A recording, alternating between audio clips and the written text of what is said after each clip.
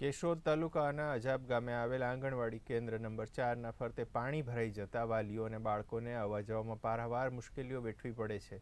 કેશોદના અજાબ ગામે આવેલ આંગણવાડી કેન્દ્રના સંચાલક બહેન દ્વારા ચોમાસું બેસે પહેલા જવાબદાર અધિકારીઓ અને પદાધિકારીઓને રજૂઆત કરી આસપાસના મુખ્ય માર્ગ પર પડેલા ખાડાઓમાં માટી પુરાણ કરી આપવા અને વહીવટી પ્રક્રિયા પૂર્ણ કરી બ્લોક ફિટ કરાવી આપવા રજૂઆત કરી હતી. આમ છતાં ગંભીરતા ન દાખવી અગ્રિમતાના ધોરણે કામગીરી હાથ ધરવામાં ન આવતા તાજેતરમાં પડેલા વરસાદ બાદ પરિસ્થિતિ કફોડી બની ગઈ છે. ભરાયેલા પાણીના કારણે માખીઓ મચ્છરોનો ઉપદ્રવ વધતા બાળકોને પાણીજન્ય રોગો થવાની સંભાવના વધી રહી છે.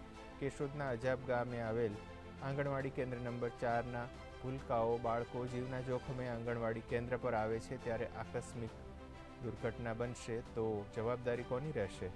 આંગણવાડી કેન્દ્ર પર બાળકોને તેડવા મૂકવા આવતા બાળકોના વાલીઓ આંગણવાડી વર્કર બહેન અને તેડાગર બહેન સાથે વિના કારણ રકઝક થવાના બનાવો બને છે. ત્યારે જવાબદાર તંત્ર દ્વારા વહેલાસર કામગીરી હાથ ધરવામાં આવે એવી માગણી કરવામાં આવી છે.